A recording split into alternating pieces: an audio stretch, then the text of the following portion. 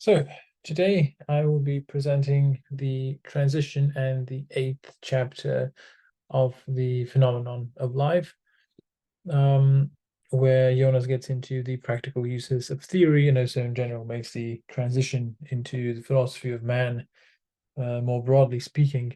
Now, as for the transition itself, he mostly sums up the preceding argument. So don't think there's much point in getting too into it there because there's a lot of ground to cover.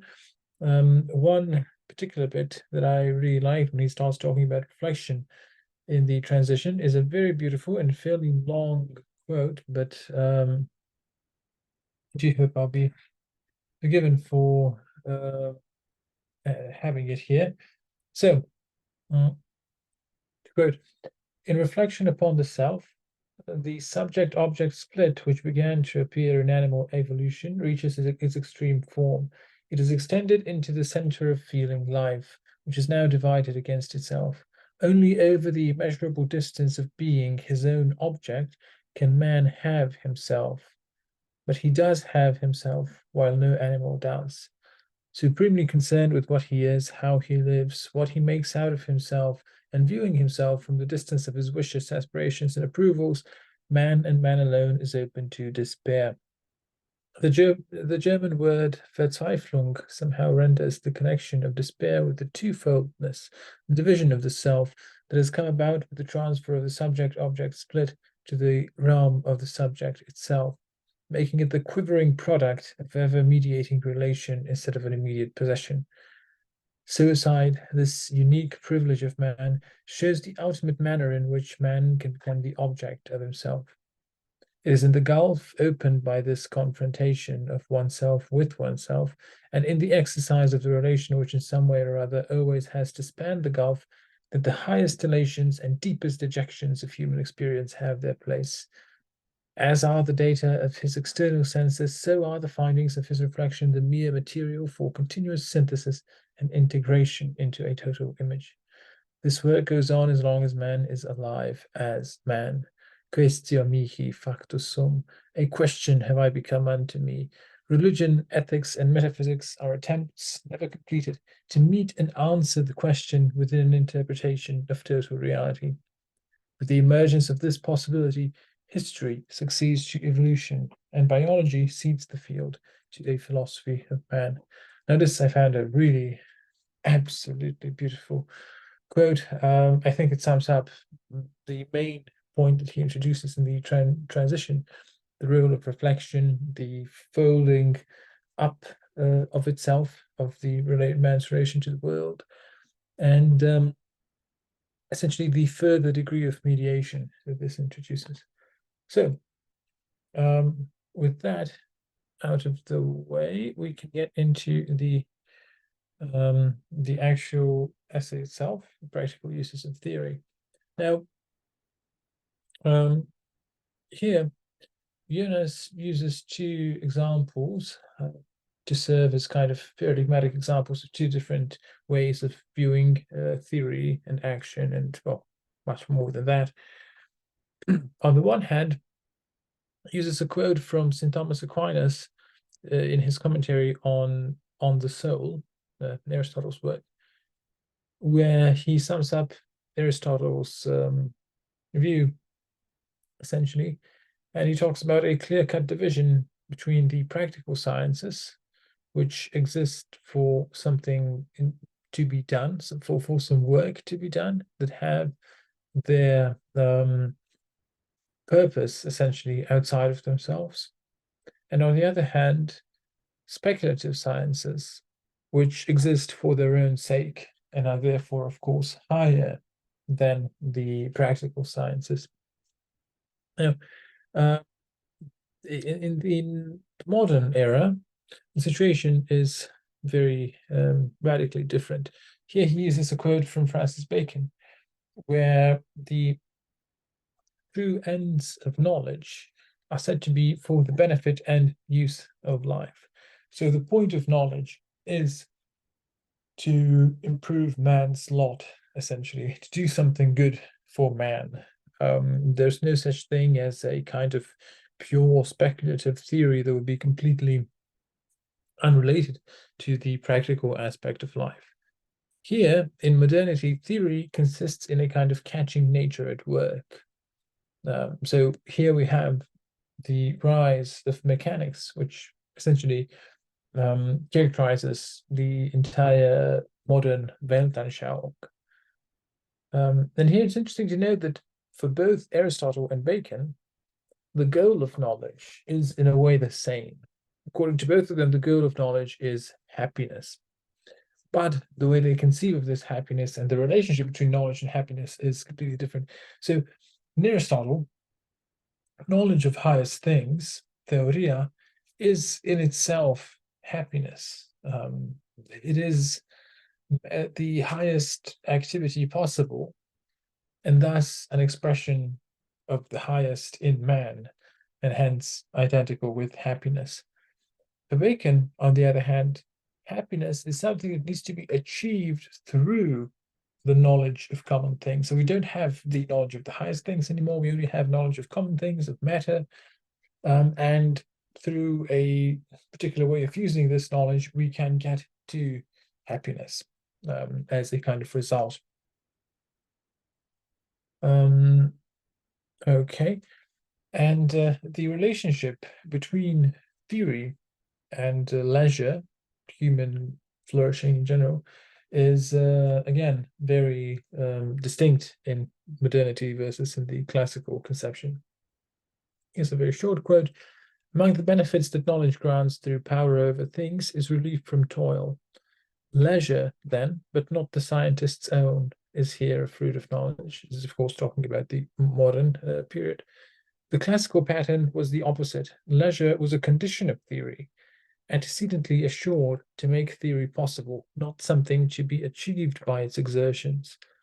Modern theoretical activity, far from being use of leisure, is itself a toil and part of the common toil of humanity, however gratifying to the toiler. This alone shows that modern theory does not, in human terms, take the place of classical theory. So the relationship between theory and leisure and human flourishing in general is completely different here. There's no isomorphism between the role of theory in the modern conception and in the classical view.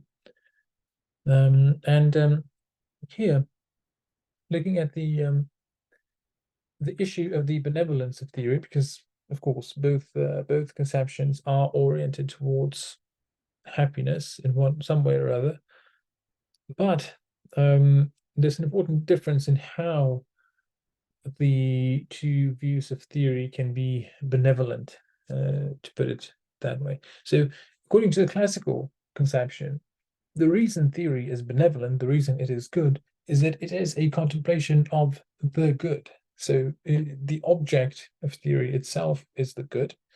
Hence, it doesn't need anything extra to become benevolent. It is the highest activity available to man, and thus, in itself, it makes man morally good. Now, in the modern view, we of course do not have that. Modern science is divorced from value, and the objects of science are also completely divorced from value. Even in the case of sciences which study man himself, those sciences can only study the act of valuing, but nevertheless they are just as divorced from value itself as physics, for example. So in the modern view, man is the only possible source of value. There's no value out there to be found. And this is why benevolence, sort of hand-waving about benevolence of science is insufficient. This is a problem that he sort of mentions here and then takes up again towards the end. So we'll get to it again. But he doesn't really complete it in this essay at all. It's something that will also become relevant in later chapters when he talks about the role of ethics. Now, moving on to a different and also important aspect of theory, he makes a distinction between use of something as a essential versus an accidental feature of that thing. So, for example, for a hammer, its use is an essential feature because it is made to be used in a particular way. Whereas a rock somewhere lying on the ground is can be used, of course. It can be used as a tool in many ways, but its use is accidental. It is not made for that use. It is not essentially a tool for something. Now, modern theory, with regards to this distinction, is essentially practically useful.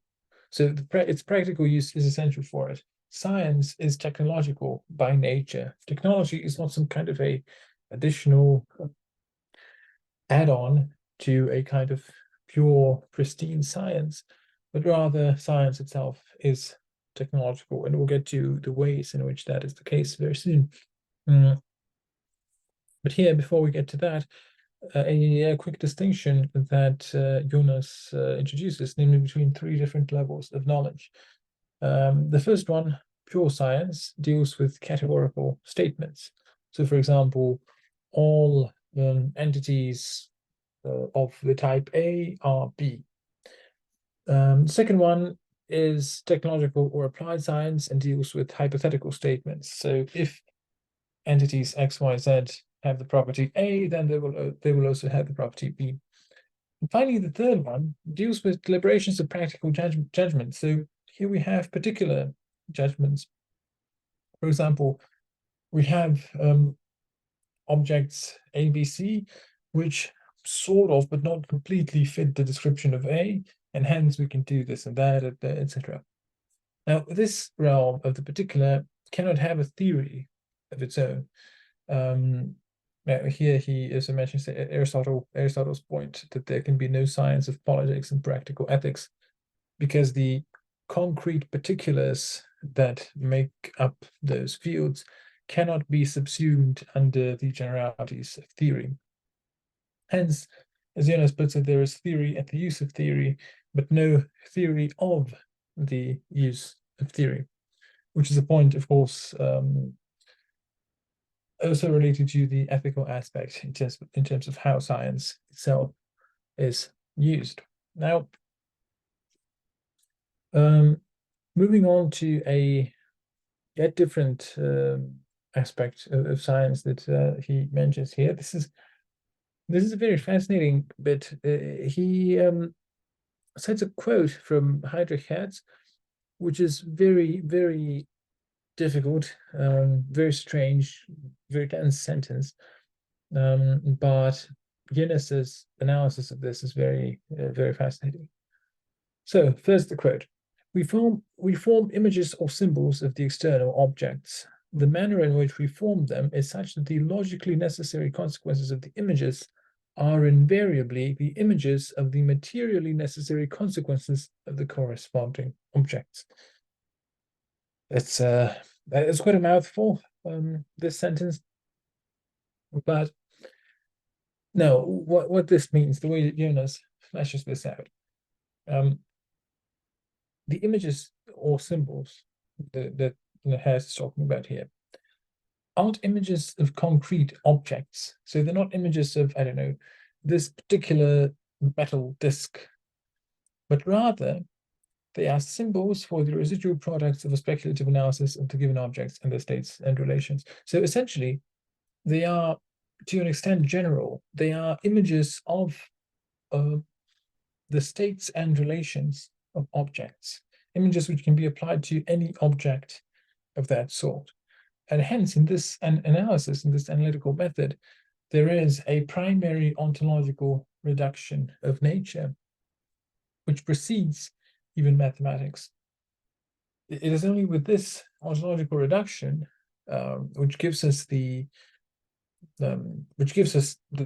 images or symbols, and it is with the measured values of these images of the world that mathematics can then do its magic and construct or reconstruct phenomena. And this reduction, so the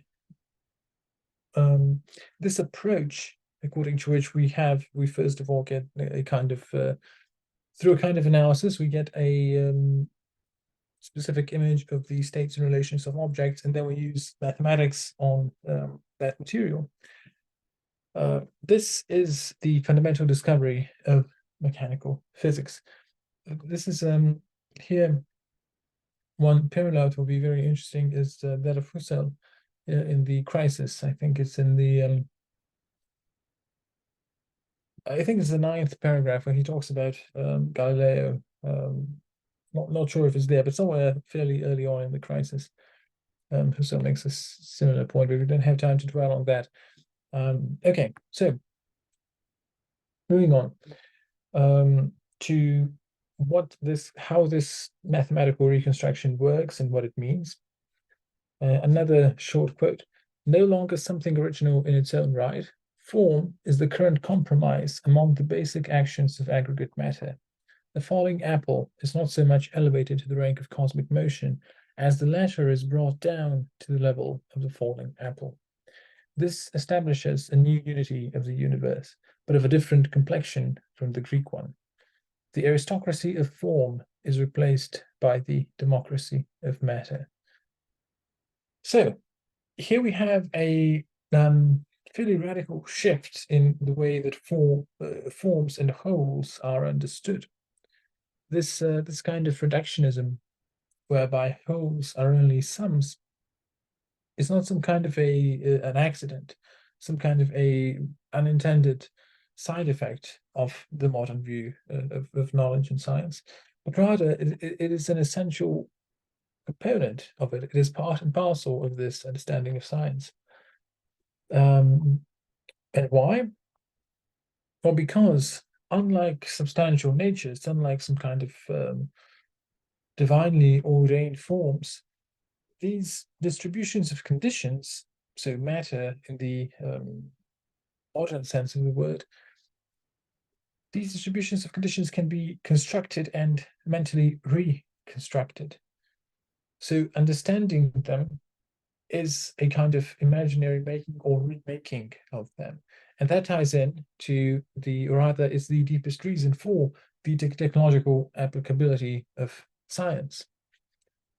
And here we are approaching a very fascinating point. Of course, Vico's verum factum principle, so that man can only understand what man himself has made.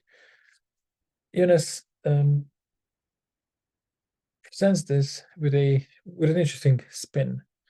A brief quote here: "Only a factum, what has been made, can be a verum.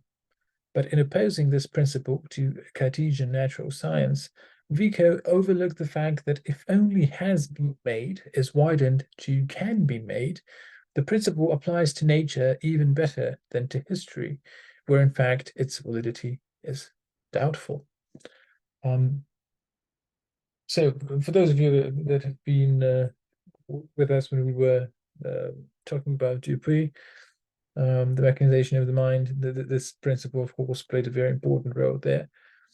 In any case, here, this verum factum principle is broadened, and the very distinction between the natural and artificial is, in a way, loses its meaning, is transcended in the modern view of reality. And that we can see in phrases such as nature's workshop, a very popular kind of modern phrase that would have been completely unimaginable in antiquity. And hence modern knowledge is a know-how and not a know-what. So action and theory are complementary. It's not just that theory is used for a particular kind of action, which is what the quote from Bacon in the beginning seems to imply, but rather this relationship is complementary and looping in a way, because also action is necessary for us to get theory. Experimentation is necessary, and when it comes to this realm of action, there's a kind of a further feedback loop in modern science. So first of all, science needs to do small scale changes to nature, so it needs to do experiments in order to gain some kind of knowledge of the world. And then with that knowledge, it can affect large-scale changes. So it can have a technical application of that. But then through the technical, it learns new things that couldn't have been learned from the laboratory. And more importantly, science improves the experimental techniques themselves. So that again feeds back into doing more and better experiments. So this kind of feedback loop between these two aspects of action as they relate to knowledge. Now, to further drive home the point that modernity and antiquity are radically different, Jonas here sums up the difference in relation to two key concepts: civilization and thought. So firstly, civilization.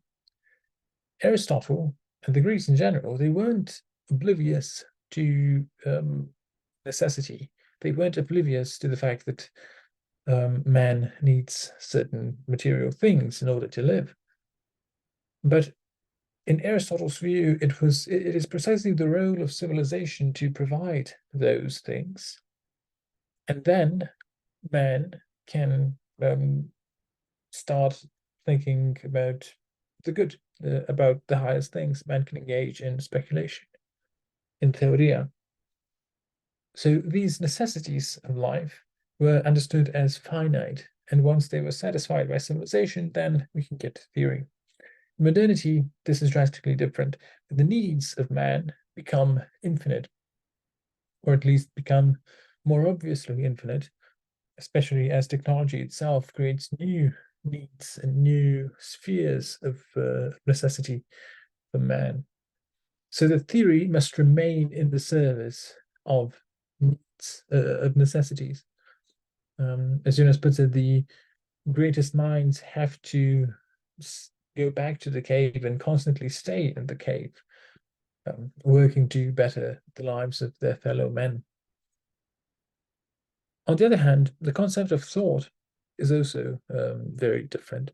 So in the Greek view, according to the Greek view, there was a finite number of knowable things. So once someone understood something, knew something, maybe that knowledge would need to be reinvigorated occasionally, but the knowledge itself was completely final. Knowing something means knowing it definitively, and it's not something that can be made obsolete by a new discovery. Whereas for modernity, we have precisely this situation. Each attainment is understood as already posing a new problem and potentially becoming completely obsolete very quickly. There's a kind of potentially infinite progress, which means that any kind of idea of final, definitive knowledge is meaningless in modernity. Now here, I'll wrap up with a couple of quotes that basically go back to the issue of happiness and that hint at the role of philosophy in all of this. These couple of quotes are at the final page or two of the essay. I quote, "But if ever we entrust or resign ourselves wholly to the self-corrective mechanics of the interplay of science and technology, we shall have lost the battle for man. For science, with its application governed solely by its own logic, does not really leave the meaning of happiness open. It has prejudged the issue in spite of its own value freedom." Value freedom being a slightly awkward expression here. Valuelessness, I suppose would be better. The automatism of its use, insofar as this use carries beyond the recurrent meeting of the recurrent emergency created by itself, has set the goal of happiness in principle, indulgence in the use of things. Between the two poles of emergency and indulgence, of resourcefulness and hedonism, set up by the ever-expanding power over things, the direction of all effort, and thereby the issue of the good, tends to be predecided. But we must not let that issue be decided by default. Here he hints at the role of philosophy and the importance of ethics, something that is, in a way, extra scientific. But it's not only ethics that is important here. In this final quote, he hints at something else that's also in play here, and that's also very much extra scientific, or more than just than what is contained in just the sort of modern view of science that he's describing. I quote, if we equate the realm of necessity with Plato's cave, then scientific theory leads not out of the cave, nor is its practical application a return to the cave. It never left it in the first place.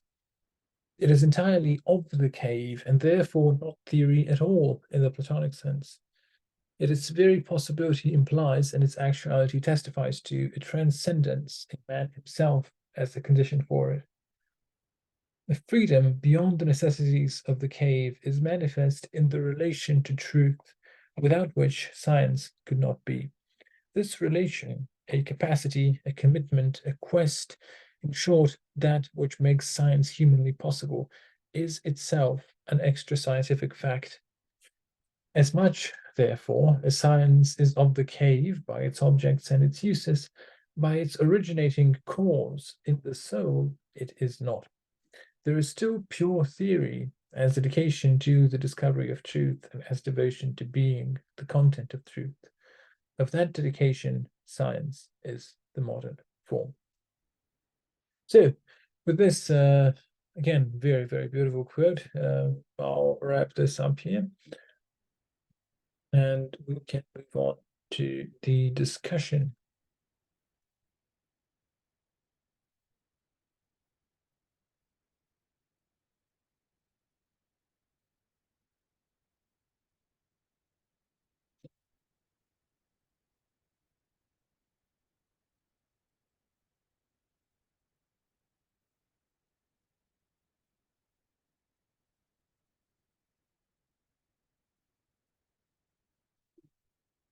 Sorry, I wanted to say the numbers are dwindling.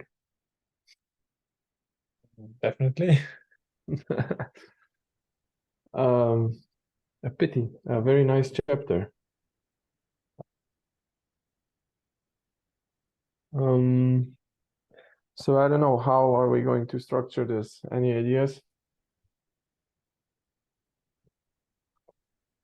Did you find anything particularly intriguing while preparing this, Adnan?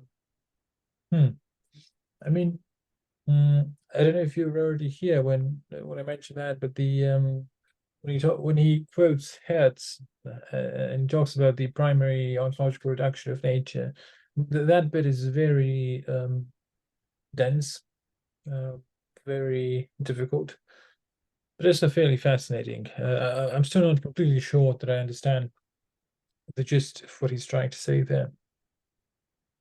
That particular section. So what was which part was problematic?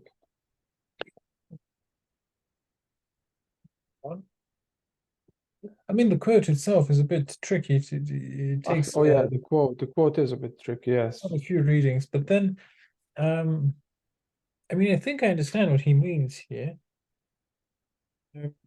Basically, the main idea in this particular quote is that, or the Jonas issue with it is that he's kind of saying that the way Hertz is presenting things is too simple in the following sense. He gives off the impression as if you had symbols representing things, but the point is that the symbols are representing what Jonas calls the residues of things, which you get after the analysis. So first you do the analysis, you get to certain constituents, and symbols refer to that, and then you use mathematics to reconstitute the things. And that is why you don't have the wholes, as he says, or the substantial forms, which are merely the material aggregates. And you have this idea of lower constructing the higher. So this is basically his main point.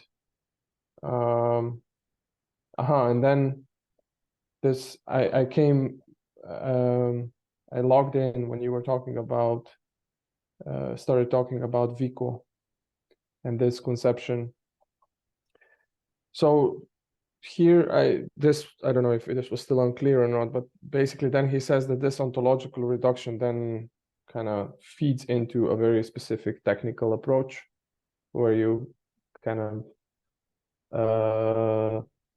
you perform imaginary analysis, and by performing imaginary analysis you get the blueprint to how you can construct a certain something. So you get a very specific applicative approach. This is then the main point, so that you have, once you have the analytic approach, you have the theoretical approach of ontological reductionism, which means that you're deconstructing everything into these constituent elements, which you designate by symbols. By doing this, you also have very specific technological things that you can do.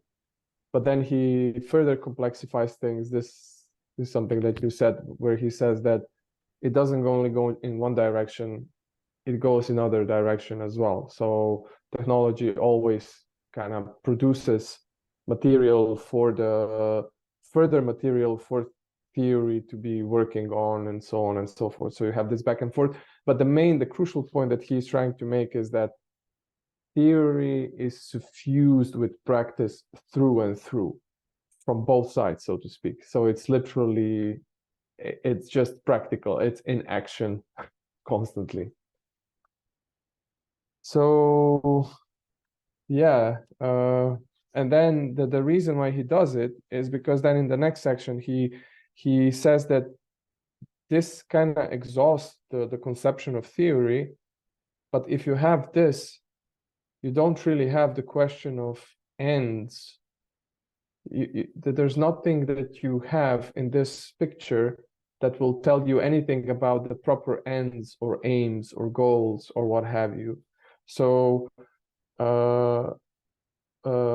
there is this certain something that is kind of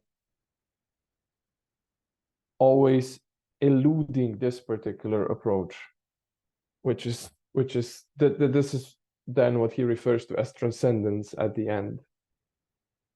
I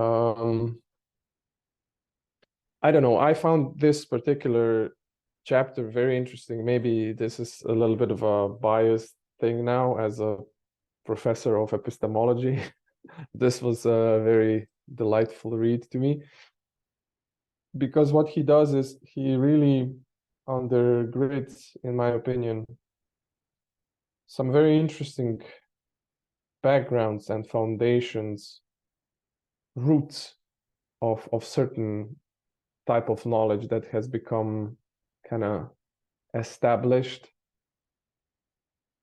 and also speaks about other types and other forms of knowledge, which is very, very interesting. I'm guessing that to a non-philosopher, this might seem a bit, not sure, maybe Le, who is like an amphibian of sorts, can say a bit more, or Pia.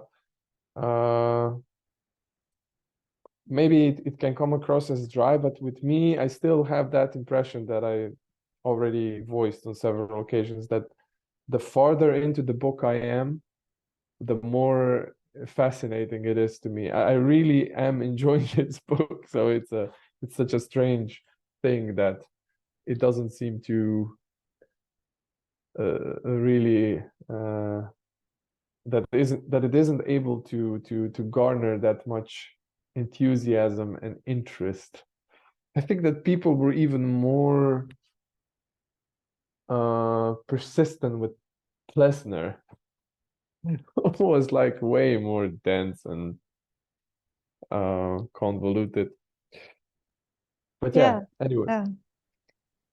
No, I really liked the chapter. I finished today, actually, so I didn't read that carefully, but I was trying to make some connections with the things that we discussed before, especially the question about objectivity. I think it was in the essay about the sight, when he talks about this idea that objectivity is not very realistic. And in this chapter, I was trying to make sense of this. If this was the objectivity was more connected to what he's calling in this chapter as transcendence, or more connected to this ontological reduction of science. Because at the end, in the last quote that Adnan mentioned,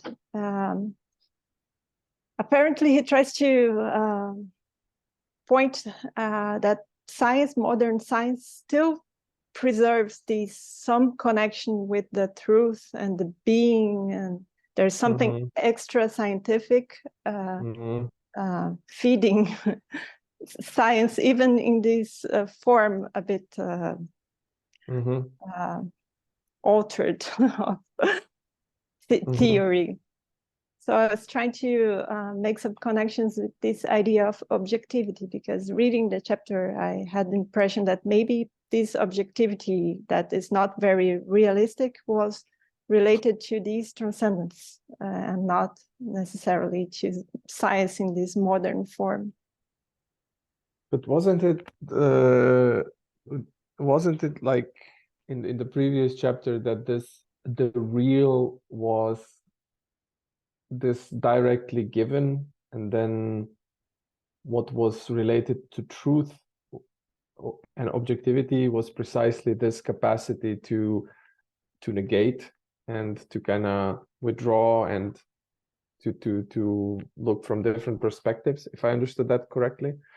But one thing that now that you were talking about, what I found also very interesting is in this particular chapter, he talks about different types of objects.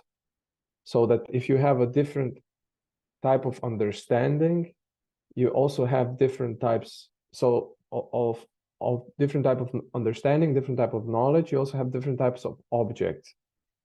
So he talks about, for example, the objects in the Aristotelian / scholastic notion, and then post-Baconian conception.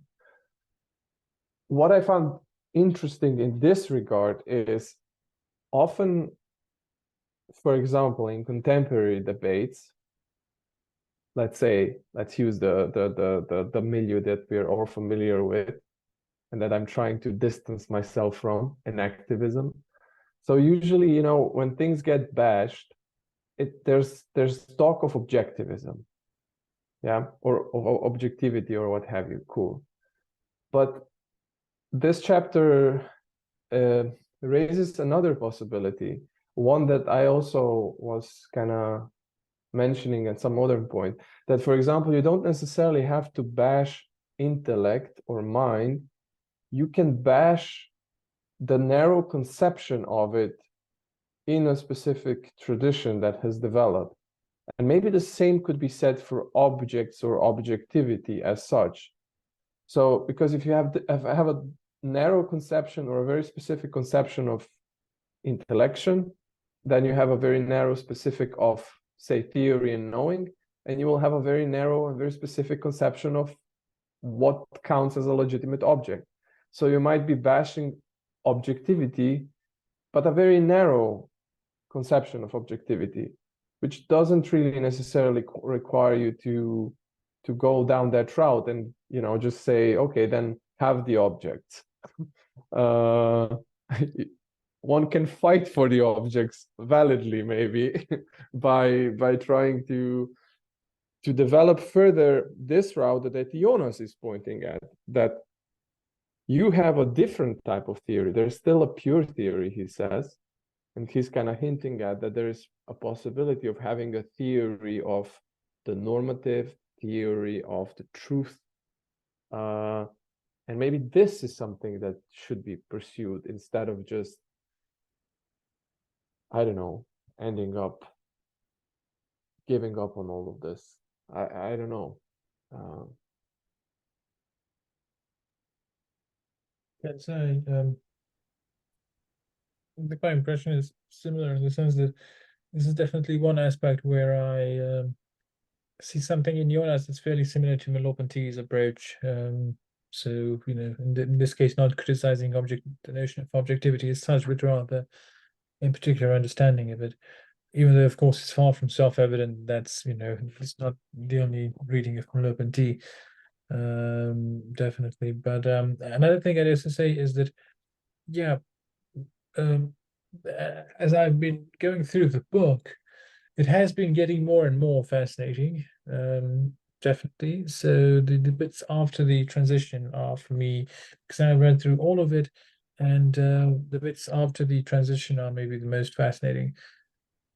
So I definitely see that. I mean, yeah, his sort of biologically oriented thought is the most mainstream, insofar as one can talk of a mainstream when talking about Jonas. But yeah, there's Mainstream. these other things are also very, very thought-provoking. Yeah, but they kind of seem to be getting short-shrifted big time. They're not really brought up. So one of the things that I took away from the chapter, and then maybe given the fact that we've there's only 4 of us, we can maybe share things in this manner. So one of the things that I found potentially interesting, and I don't know how to basically frame this, but I got the impression that, you know, when I read this bit, especially the direction in which Jonas is taking this, so where he's trying to kind of point to this other theory, as he puts it, and says that, you know, in addition, so science will simply not go away, we cannot go back, but, you know, there is this what he refers to as transcendence, let's say a meta level or a horizon that is kind of surrounding it. And what I saw in that was basically Jonas hitting, kind of nodding to his own tradition in which he was formed. So the German tradition, philosophical tradition, 19th to 20th century, and basically this overarching attempt in that tradition that, with the rare exceptions of, say, positivists and maybe some radical Lebensphilosophen, there was this attempt to develop this type of new theory, to really develop a philosophy that would be in line with what Jonas is proposing here, that would make room for science, but that would not just, you know, capitulate to science. And I have the impression that with the breakdown of this, so with the rise of Nazism and then just this overall demonization of everything German, something profoundly valuable was lost. Because if you think about it, you know, then the German philosophy was basically dead for a while. People who went to the States, they couldn't really grow roots. So you had the Anglo-American approach, which was hardcore analytical philosophy paired with behaviorism.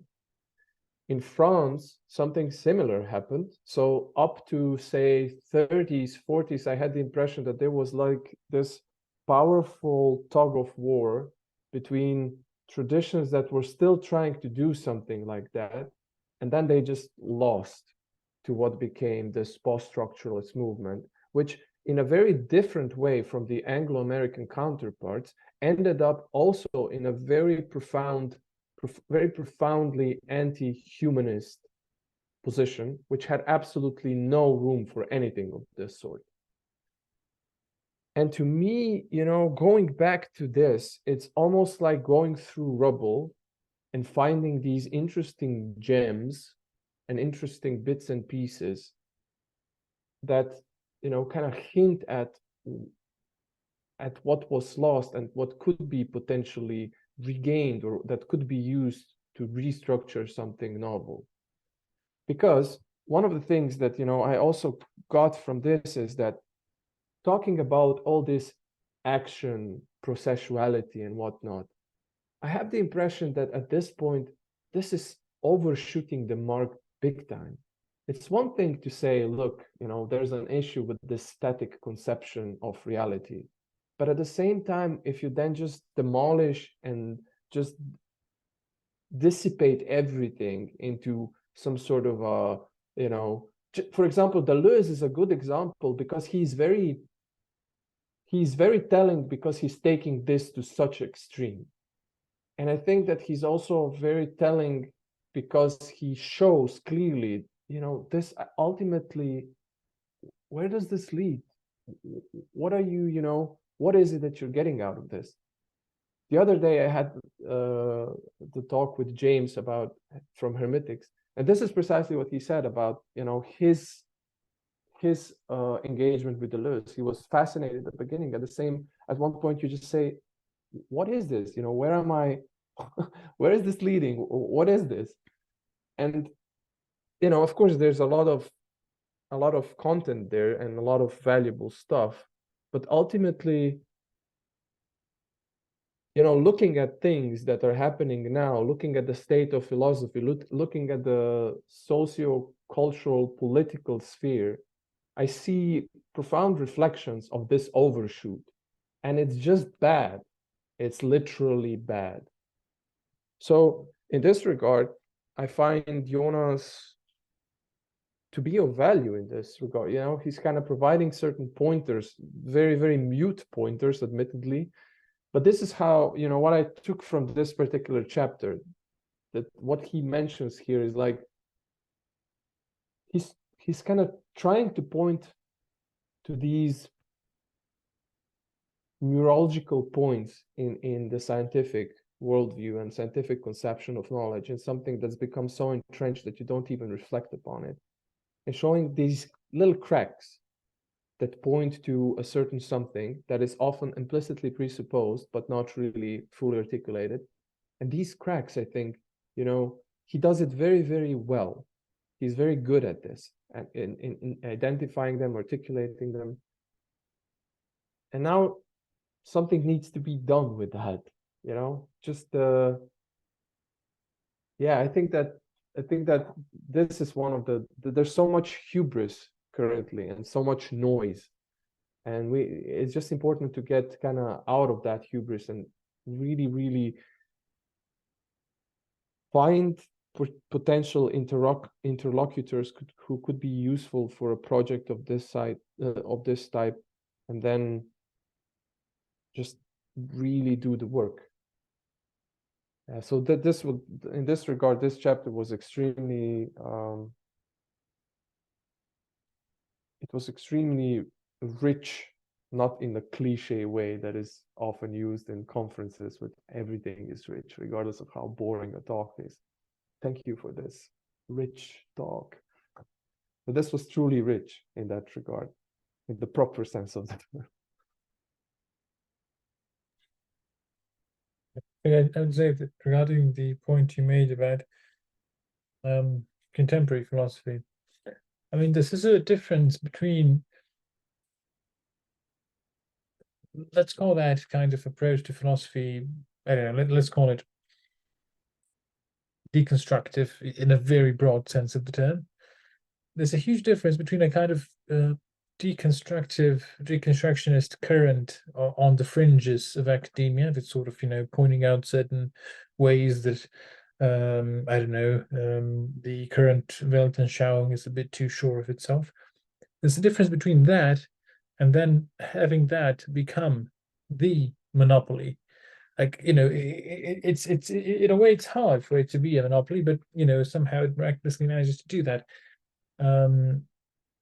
So it's not, the role of that kind of thought is in a way structurally different, because when it's on the fringes, it's sort of pointing out things that are where society has become a bit too sure of itself. But when it's the prevailing view, then I don't know, it is a way that society has become too sure of itself, at least in some kind of very twisted way.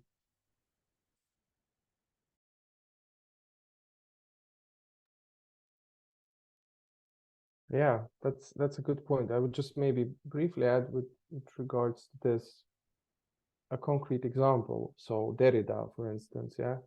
I mean, there's a lot that you can take from him.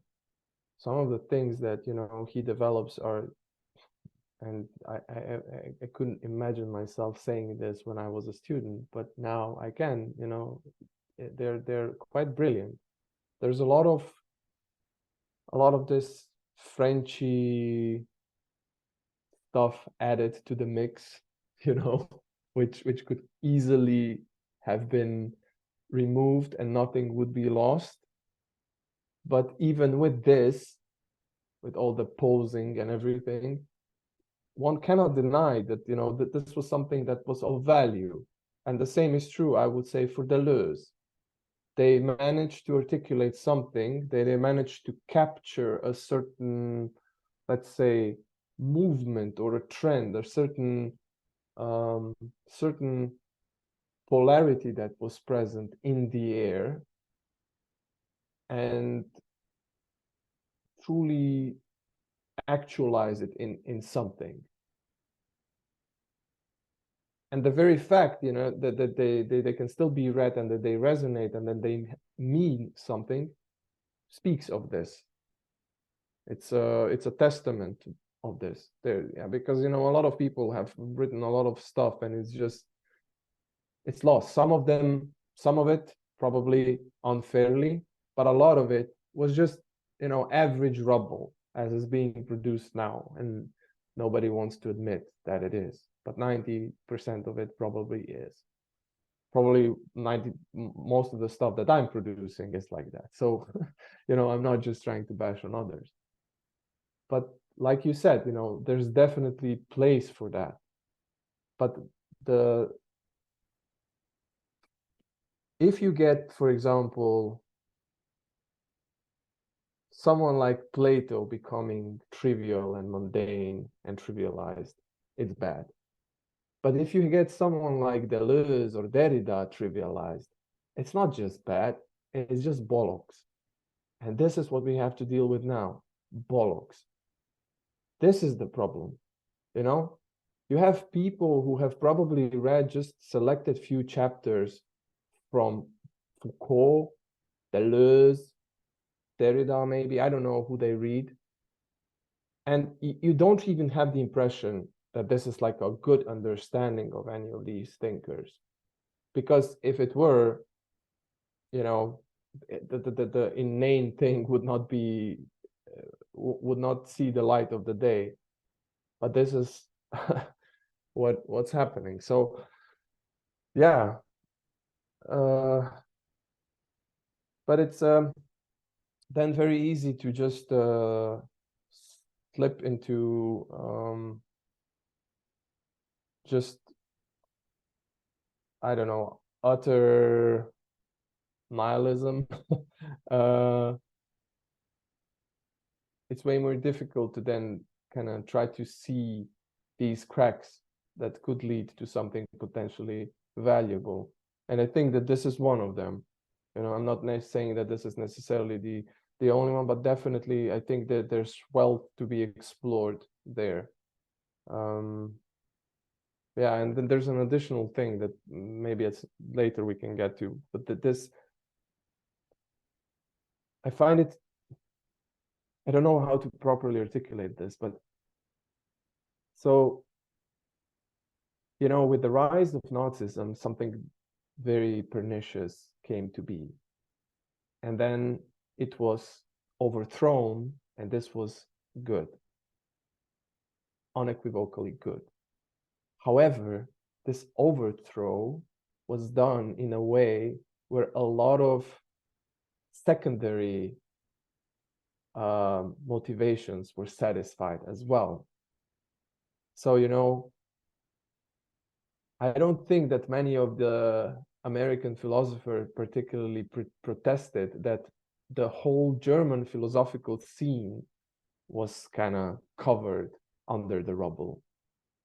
There was no discrimination made almost, and they were kind of thriving on that.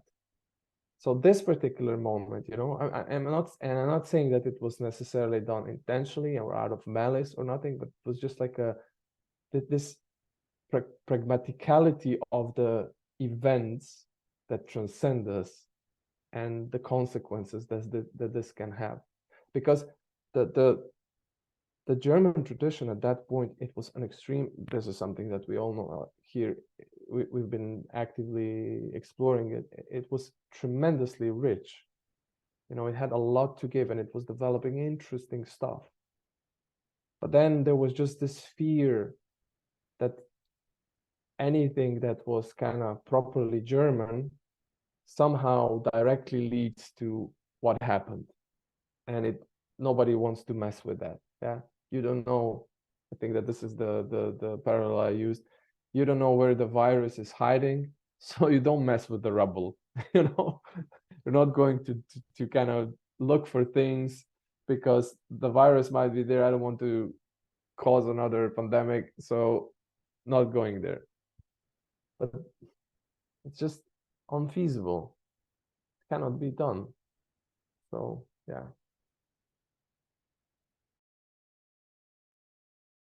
It's really not yeah, it's not kind of an intentional process. Like over the past year or two, we've seen the relationship towards Russian authors and Russian culture in general. You know, there have been cultural institutions that have been closed down in the EU.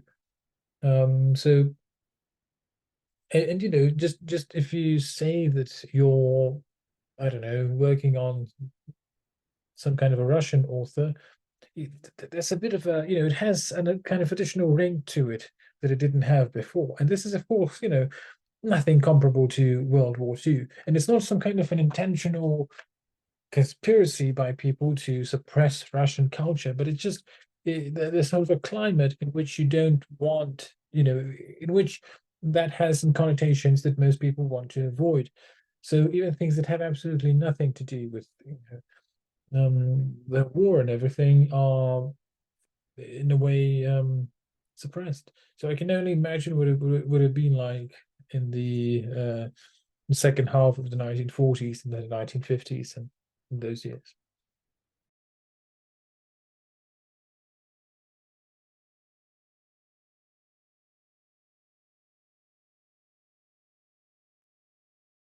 One additional thing that maybe I can throw into the mix, and then it can also be taken in different directions, is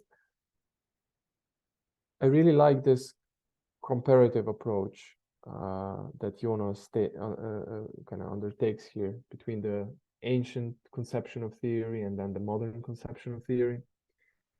But what would be, I think, even more fascinating in light of what he started here. So that this particular essay, as many others, that the reason why I think they're so valuable are they're such lovely stepping stones, like the origins or starts, ferments of things. Yeah, he kind of develops a certain something, throws it, it's extremely rich, and you just feel that it's kind of brimming with life. So it almost kind of beckons, you know, take me and do something with it. So one of the things that could be probably profitably done with this particular essay is to include even more of these types of knowledges that were developed. So, you know, what is also being now done in that has been introduced is these traditions that have kind of fallen by wayside from the mainstream intellectual currents, and they are kind of ended up on the fringes. You know, the hermetical tradition, the Gnostic tradition, all of that. And in the past, you know, they were kind of competing epistemes, if you like, and they had their own, again, understandings of understandings and their own corresponding objects. So a comparative analysis of this sort would be, I think, quite interesting. And of course, a lot of work is being done on this. But in the light of what we were talking about now, it would be interesting even more so to see, if somebody were to do a Jonasian investigation of this.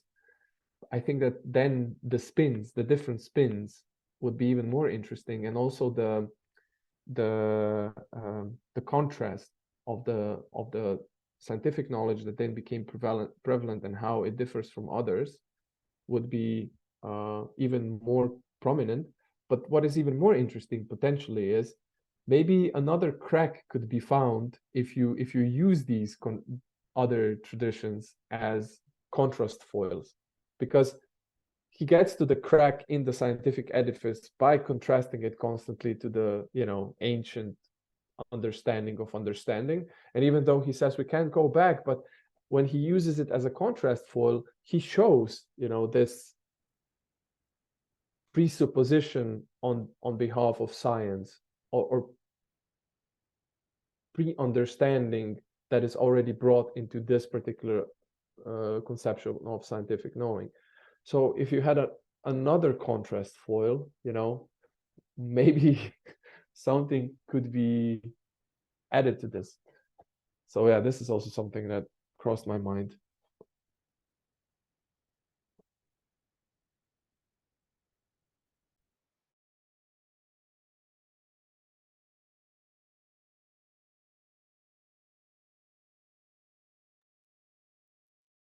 It is in the dimension of what is a potential way out. In that dimension, he is sort of the most vague in these essays, definitely. I mean, he's no fatalist, but he hardly seems to present a kind of a clear-cut way forward. But then again, he does have the sort of optimistic note when he says that it wouldn't be the first time that philosophy has started out of the principle that we know that we know nothing. Yeah, so it's basically a call to kind of try and and reconstruct something. But what I was looking at, what I was looking for now was, I couldn't remember the name of this scholar from the Netherlands who managed to establish the first, is it a chair or is it a whole department dedicated to these studies of the Hermetic philosophies? And his name is Wouter Hanegraaff. He wrote an interesting book. I haven't read it yet, but only skimmed through it. It's called Esotericism and the Academy, and something about rejected knowledge. So he would be a very interesting interlocutor in this particular debate. He wrote then several other texts. I think that the last one is Hermetic Spirituality and the Historical Imagination. Can you write his name Yeah. in the chat, please? I will just copy it into the chat.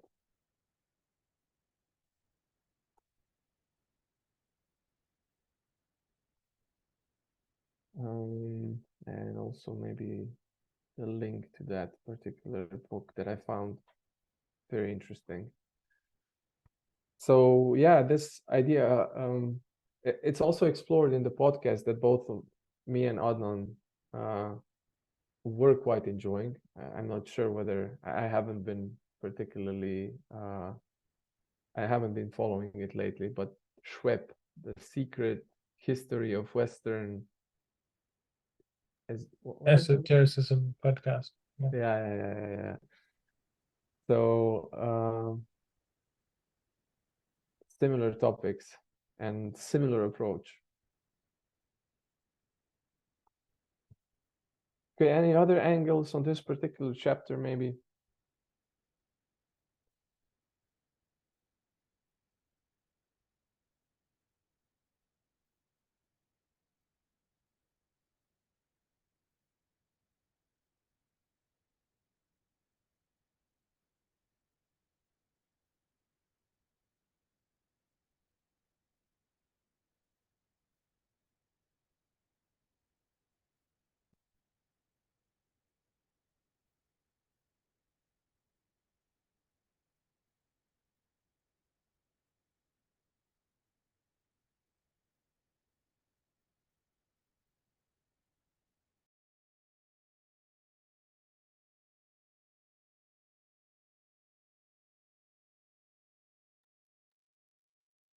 Just one thing I'd add regarding the resources you mentioned.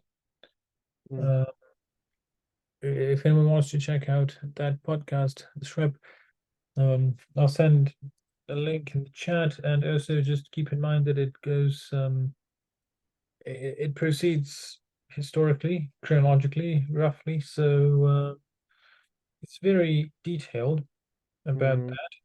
Just trying to see how many episodes. Oh, 178 episodes.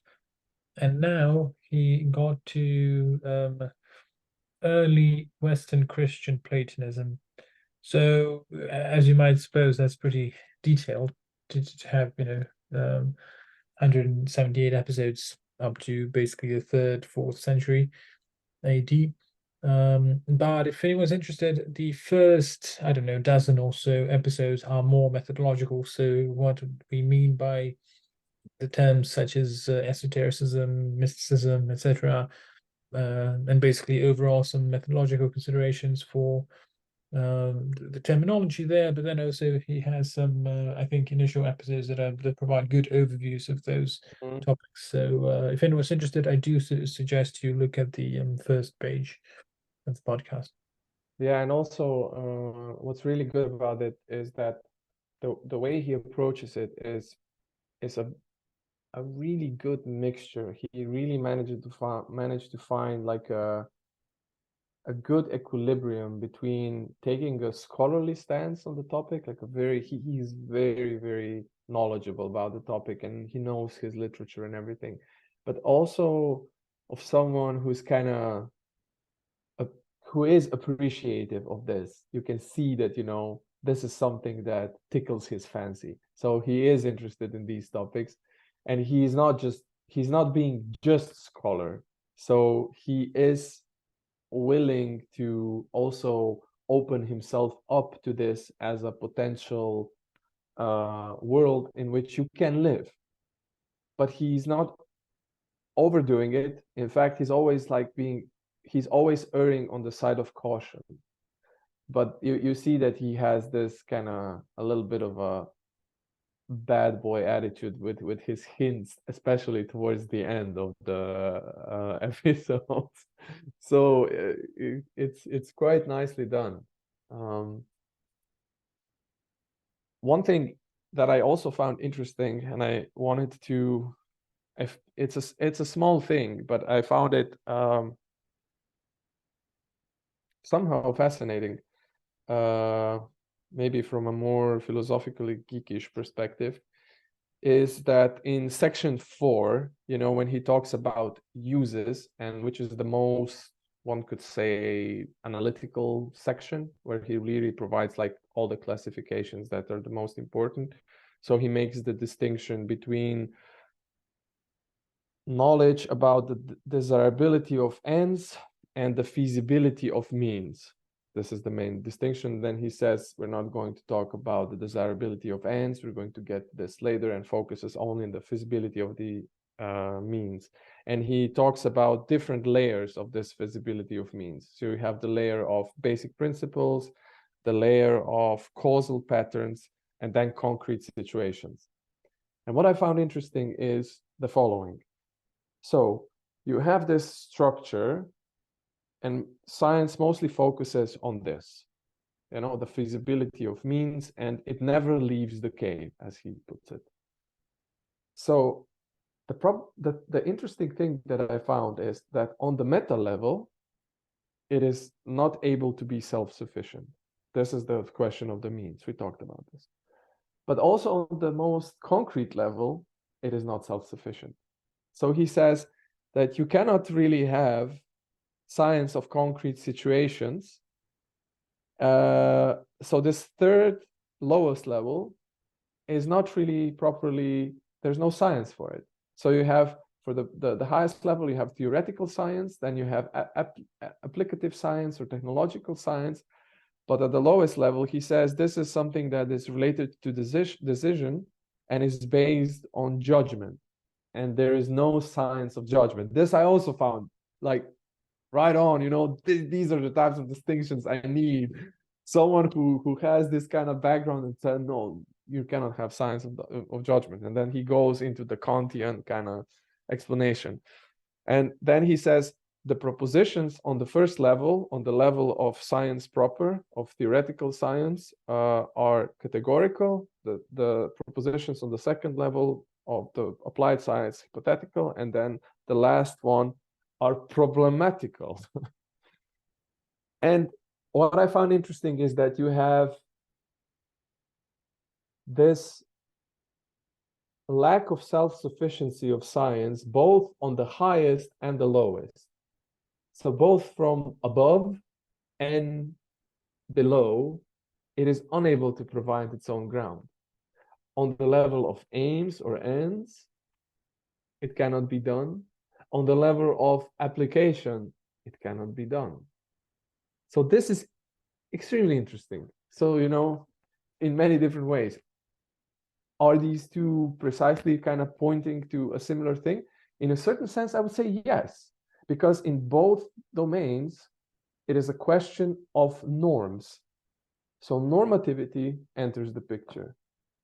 Yeah, because you have to have the science of judgment presupposes a normative aspect, and the aims presuppose a certain normative aspect, and of course they kind of reflect. So I don't know, I found this interesting. If for nothing else, for this for questioning or maybe undermining this oft perpetuated idea or myth, we might say, of, you know, kind of science somehow providing its own ground and being self-sufficient. Just a bit of a silly question, just to understand.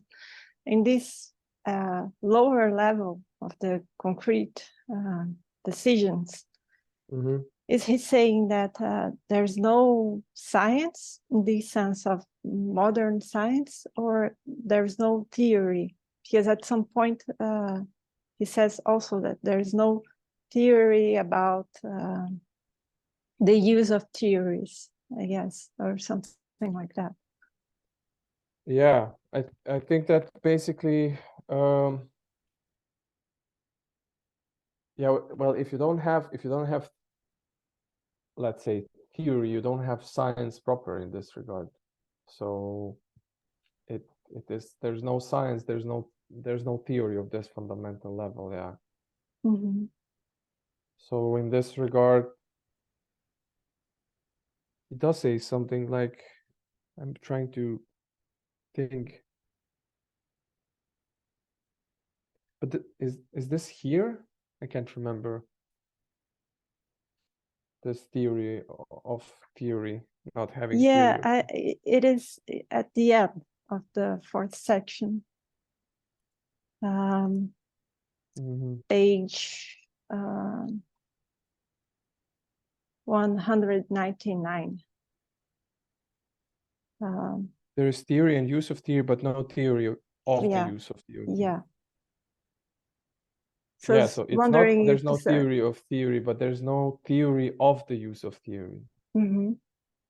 So here you have something that is kind of related science to in this modern sense, I understand, but theory in this more transcendental sense, if there is like a possibility of some meta theory of this, you mean like that, or that even you might not have a scientific theory, but you might have a different type of theory?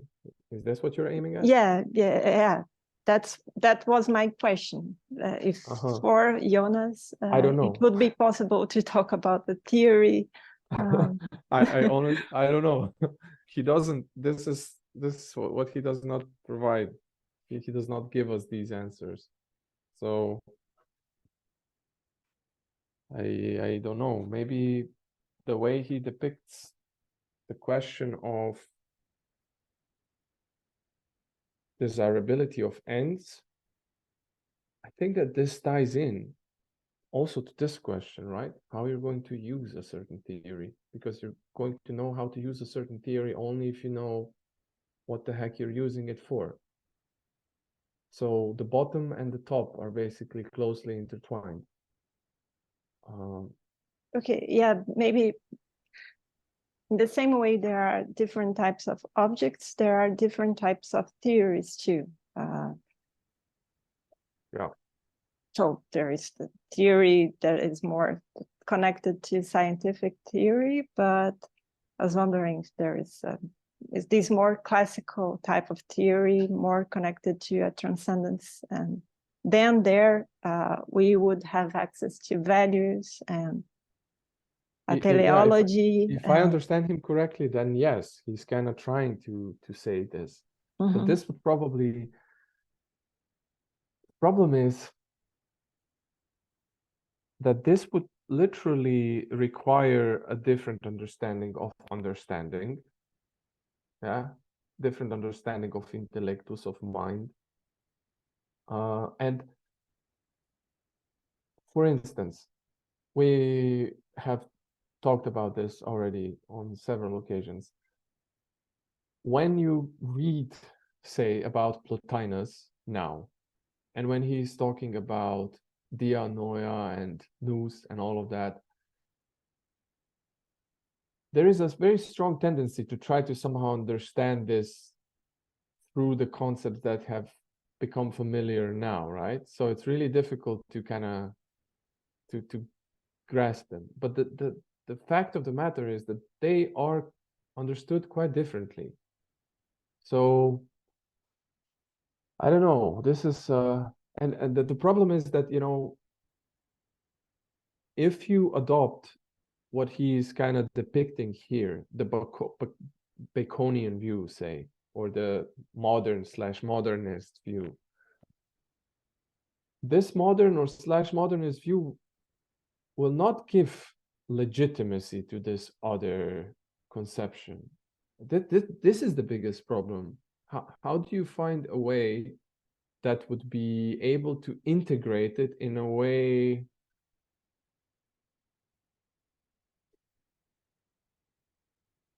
because you cannot simply revert, say, to the, you know, I'm just now going to be, I'm just now going to read the Greeks, I'm just going to do that stuff, and it doesn't it doesn't work that way. Yeah, not all, I mean, even if other people would say, yeah, whatever, do whatever you want, I don't care. Yeah, I'm not going to judge, I'm not going to say anything.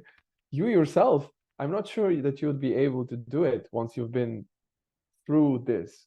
So I don't think that you can get there really by going back. You have to be able to do it in a way where you have the impression that you've made a step forward. But how are you going to do this? So what exactly would this entail so that the science itself would be kind of subsumed into this? And it wouldn't just be something where it would say, this is just something, you know, that is juxtaposed to us, and we look at it and it has nothing to do with us, and it's illegitimate. So I don't know about this particular theory. What kind of a theory would it be, and what it would mean? And I guess it would probably, you know, the move from the ancient to the modern theory basically literally entailed some sort of a radical shift of what theory as such meant. And I'm guessing that something similar would have to occur or happen. So I don't know.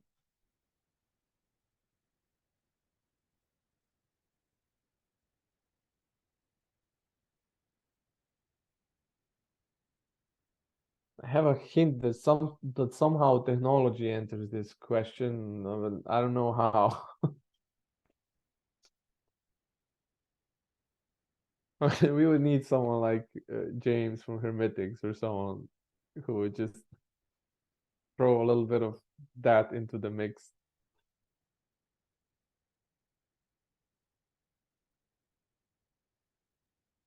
But the question of happiness too is within this same question of these, what it Yeah, would be this theory. yeah, for sure. The understanding of well-being. I mean, I don't know. But I also, another thing I really liked is how when he juxtaposes these different conceptions of happiness. And you know, when you have this idea that the scientist basically, so in Aristotle you have movement to get to stillness, and all of that. With scientists, like, there's none of that. It's just like movement, and there's no element of you getting to a point where you kind of attain this state of well-being. It's just the state of mankind, humanity. This is what truly matters. So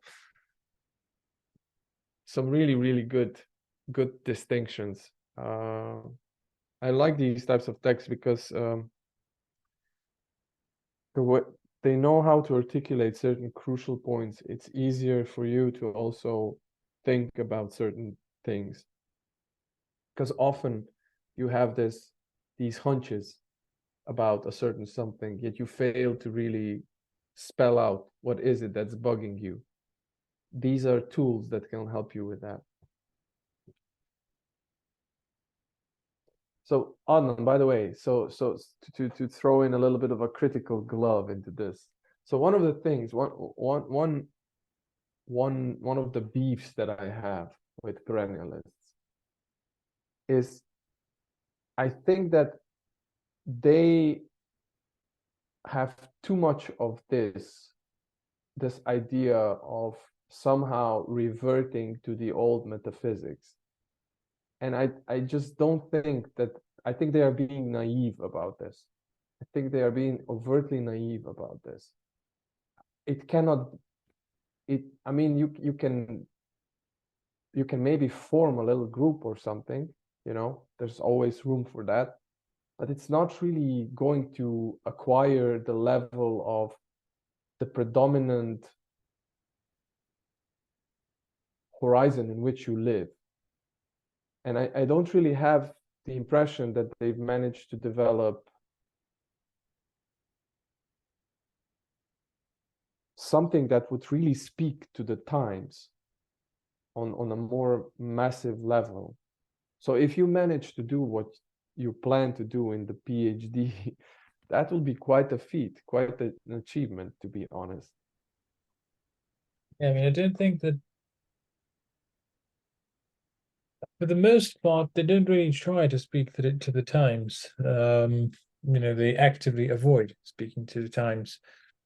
So in that sense, yeah, I understand. They're not, again, mostly they're not really trying to come up with some kind of a something that can be taken up by, you know, the majority of intellectuals or anything like that. Not trying to do that at all. But on the other hand, I also wouldn't say that they are completely retreating into the past. I don't know, maybe some of them to some extent. But what they do always highlight as an indispensable condition is that, you know, one can only practice within an established tradition.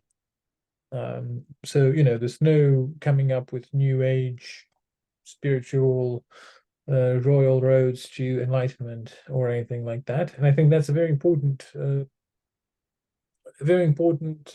thing to caution against whenever talking about mysticism and you know, anything having to do with religion. It's a very easy a very prevalent temptation to try and come up with something that's, you know, much better than what they had a few thousand years ago, because now we've got all the knowledge that we've got. That's something that, you know, the perennialists you know, really harshly criticize all the time. And of course, they were also writing, like Guénon at least was writing at a time when the the whole occultism, spiritualism, theosophy thing was booming in the West. So to an extent, that is a reaction against that as well. But yeah, I would say that they're not really trying to go back, except by saying that yeah, there are certain traditions that are to use the word authentic, that are established religions. And if you want to go the mystic path, you have to go with one of those. You can't, there's no avoiding that. You have to go with one of those, and you have to stick to its rules and everything. And you have to, try to keep it as authentic as possible, in the sense of, probably wouldn't have been a fan of the way that most people in the West view Zen, for example. Yeah, that's the sort of past aspect in their thought, but it's not as if Guénon is very serious about the whole cyclical, the whole Vedic doctrine of cyclical history. So he doesn't think that we are heading in a good direction, but nevertheless, he would also think that it's completely naive to try and go back to the golden age, to try and But it okay, can't I be done. have like several questions here. So first question would be, or maybe this is more of a comment, and maybe we can get to this later on, if at all. So the thing is, the vocabulary they speak, they do at least Guénon, with this notion of metaphysics and the way it is understood, it has like a smack or a very strong taste of old school metaphysics. It doesn't really operate with any ideas or work with any things that were where this has been problematized. And I don't think that this, unless you really decide that you're kind of actively just going to step back and pretend that this didn't happen, I think that you will have difficulties, I don't know, once you've gone through these authors that we've mentioned, and even if you disagree with them, for example, even if you think that the path that was initiated by someone like Deleuze ultimately leads to something that is problematic, you still will have seen a certain logics or sense in it, and then it's really just very difficult to take a step back and just pretend as if this didn't happen and just use these metaphysical categories in this particular way. But the other thing that I find potentially problematic here, for example, why was Guénon then most drawn to Islam, which of all the Abrahamic traditions was the latest? That's one thing. And what would happen if Guénon was born somewhere around the time when Mahayana started to develop? So Mahayana probably would, for him, be Mahayanic traditions would be authentic traditions. But if he were there when they were being developed, and the only thing that was prior to that was what is now present in the Theravada, he would be against it. I mean, of course, you cannot say, but why would this be completely cut off now? Why? I mean, even if you have this cyclical thing, why is Islam still in the good part, in the good segment? And then after that, it's problematic, and then you have Kali Yuga and whatnot. It just seems so random. Why, Guénon? Go back to Judaism then. I mean, or at least Christianity, and say, well, Islam, but he gravitated to that. So this historical question, it's not really trivial. I mean, you can position yourself almost anywhere and look back, and you might say this is problematic. And as we know, people from different religions do that. So this I find potentially, there are two extremes. So one is, of course, the New Age thing. And we all kind of, or I would assume, have a feel that this might be problematic. But would it not be possible to also have a certain something that would emerge and could potentially break through the structures that are present now and speak in a way? And wouldn't then perennialism be on the side of those that would actually say, no, this is kind of something wrong. And then 500 years later, you would have another round of perennialists who would say, well, this is a valid tradition now because it's established. So now here I have first as to why Guénon personally was most attracted to Islam.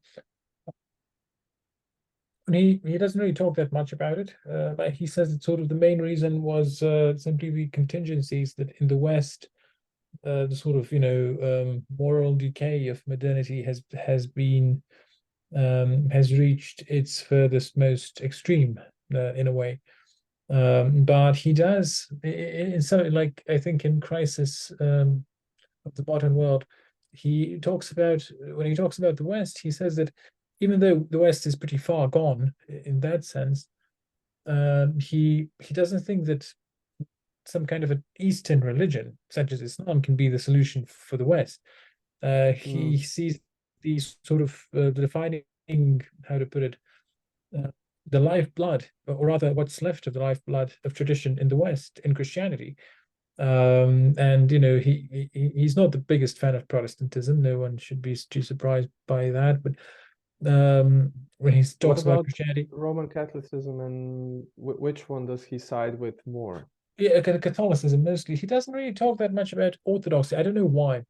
I think it's mostly kind of a contingent thing, because Schwann, when he writes about Guénon, he says that Guénon wasn't really that familiar with the Eastern Orthodox Church, and I think even with some authors like Eckhart, he wasn't that familiar. Or like, that's interesting. He hardly read any Eckhart. That's really interesting. Yeah, that's really interesting. But again, he would definitely say that it's sort of a contingency that he didn't find sort of something that suited him, because he would say that it's not at all.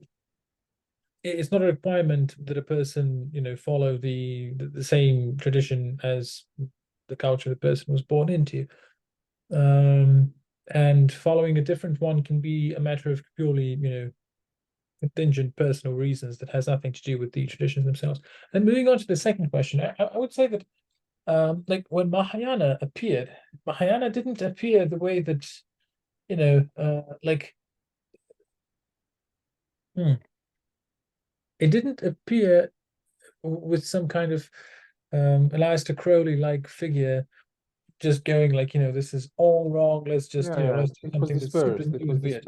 Yeah, it was very gradual, very, very gradual, and it was within a tradition, just like like Nicene Christianity also appeared in that sense. Like Nicene Christianity would have been practically unrecognizable. I mean, back when there was no such thing as an orthodoxy, as an Orthodox Christology, and what have you.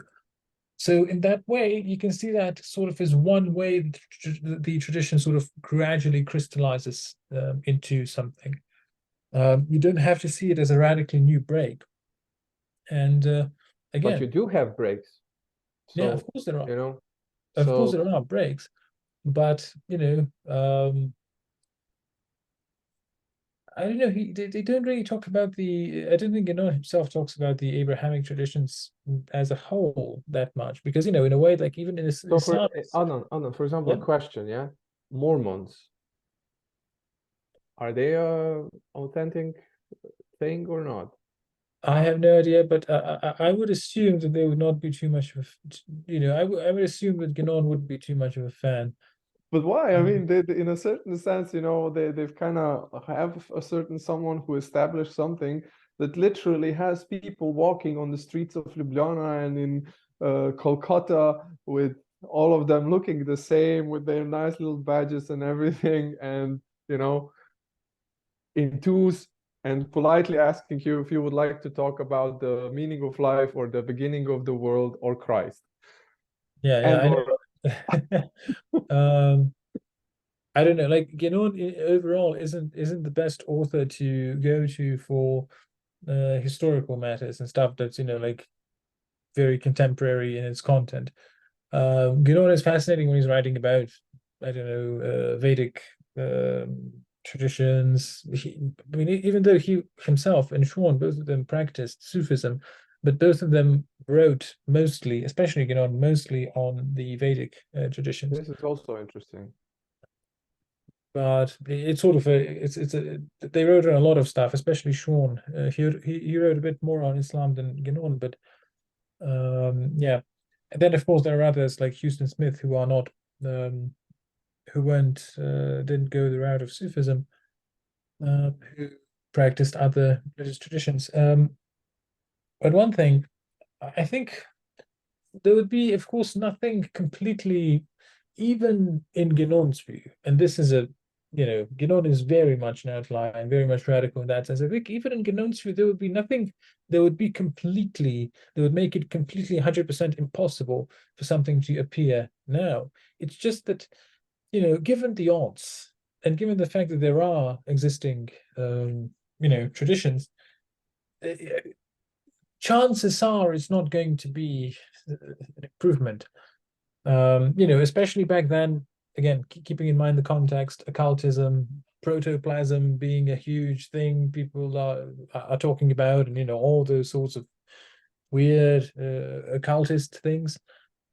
He would just say that the odds of something being actually legitimate are so slim that you're better off sticking with the established traditions. But then coming to an author that's more that talks a bit more about modernity, the one that's also an author that can't be quite clearly categorized as perennialist would be Evola.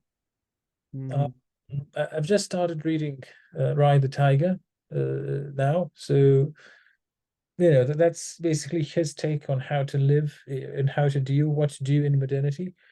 But I don't know, even with the early Evola, like the revolt against the modern world, is very much Ginonian in the sense that like this is tradition, this is modernity, but modernity is bad. There's not much in the way of a kind of as interesting as he is, there's not much in the way of a kind of practical solution to be found there. But overall, and one final point about metaphysics, I don't think that what Guénon is doing is metaphysics in the classical sense, especially not in the classical philosophical sense, because he doesn't really take metaphysics to be some kind of a system of knowledge, of propositional knowledge. The way he understands metaphysics is closer to the way most people understand the term mysticism than metaphysics. It is a type of knowledge where the subject-object dichotomy is transcended. It's a type of knowledge that is ineffable, and that can be only realized and not known discursively. So it's not about going back to philosophical, theoretical metaphysics. What he's talking about there, I would say, is closer to mysticism, or some kind of a practice, meditative practice. We did talk about that. It is not as if they end up simply with the ineffable. They do have this idea of truths that are supramundane and what have you, right? Yeah. So in this particular sense, there is some, I would say, something that has at least an echo of something that you would find, say, Neoplatonism and traditions of that sort. And it's just very, also in scholastic tradition, why not? I mean, you have a lot of this, for example, Meister Eckhart, he was an extremely good scholar. So his Latin works that are not his sermons are very kind of, they're quite scholastic in nature, yet still have this mystical vibe to them. Yeah. So my thing is that, with Jonas, to kind of bring this back a little bit, the intriguing thing that I find is that, he is trying to kind of, this approach that he is hinting at and doesn't develop, or maybe he does in the following essays because you've read the whole thing, so you know better. But let's say if we just focus on this, what we have here. It's an interesting idea, yeah, where you kind of have, first of all, this historical view where you literally kind of perceive how these two different thought styles kind of, what their characteristics are, maybe how they mutated from one to the other, and then also pointing to the currently prevalent one and showing how certain segments or certain something in the past hasn't really died. You know, it's still kind of so these cracks. I think that this is tremendously valuable, and it does it in a way where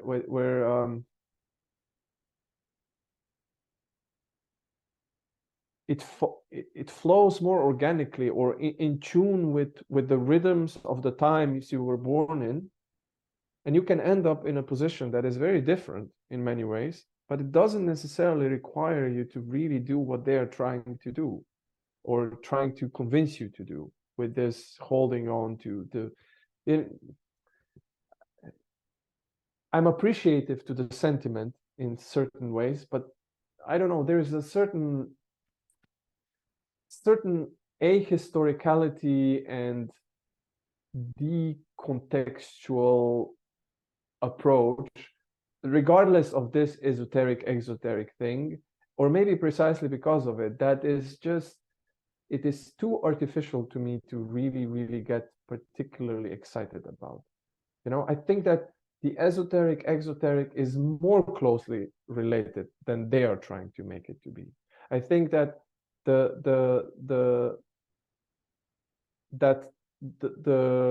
spiritual traditions are more morphologically grounded or rooted in their initial metaphors, so that there is a stronger connection in that regard. So just some thoughts, because I found Jonas in this particular sense also somewhat interesting to these topics, and you know, for the initial chapters in your PhD, this will be like a very important thing. How are you going to situate the whole thing? So this will be, and I think that the project as such is really potentially very valuable. Yeah, if you manage to do this type of connecting, if you manage to do it well, it will be quite a feat, I have to say. I mean, we'll see. I've got another couple of years, so Another 8 years, right? According to that meme that I posted yeah. about the PhD time.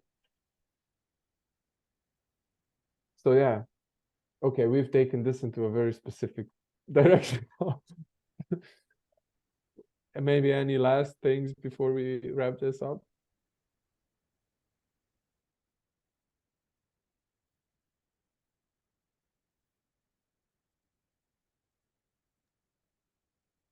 Okay, so if not, then we can wrap this up here. Thank you all for joining in in this kind of less quantitatively focused version. Thanks for the presentation, Adnan. Yeah, I thank only you. caught a little bit of it, and it seemed very nice. Also, the quotes that you threw in. Yeah, It's a lovely chapter, right? I mean, and the guy yeah. knows how to write. Oh yeah, definitely. Very I mean, good I thought it quotes. was, yeah, sorry. Very good quotes. Yeah. Yeah, I really love them. I thought, maybe I'm going overboard with like three very long quotes, but yeah, they were just too good to not include. Yeah, because one of the things with Jonas, however, is that unlike Whitehead, for instance, where you have like these punchy quotes, so you have like he's doing his thing and doing all the really dense stuff, and then you come to the clearing, and then he throws like a very punchy short quote. Jonas does not have that. Jonas has these long ass nice quotes. They're very nice, but they're also very long. With Whitehead, you have like one sentence or two sentences, very short and very like, oh man, very evocative. With Jonas, it's more like, it takes its time. So yeah, well, you cannot do it any other way. He's very one thing I've learned, he's very untweetable. When I read him and I think maybe I could kind of then I would just have to do a whole set of, you know, with the numbering and everything, and it loses the oomph. So yeah.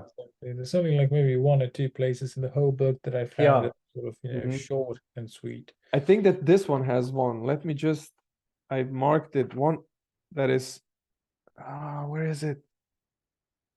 Oh yeah, the aristocracy of form is replaced by the democracy of matter. For instance, that's one which is like, That's a good one. that's a good one, right? The way but that's one of the few in the whole book that actually does something like this. Most of them are just very